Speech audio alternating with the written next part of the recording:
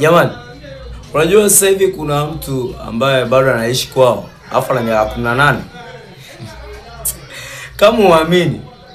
Kama uamini, anaishi kwao kwa baba yao na mama yake. Alafu kwa ni muongozaji kinoma noma kwa historia vijue kuhusu maisha.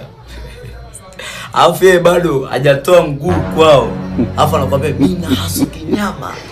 Wewe na hasu kinyama wapi? Usubirie nani jikoni tu, uone dada ya kazi kashaandaa mazaga nini na kina fresh. Wewe vijana, kuna nani? Toka nyumbani kwenu. Toka kabisa nyumbani kwenu. Acha ujinga, usikae kwa baba na mama. Toka ukatafute mwanangu. Tafuta.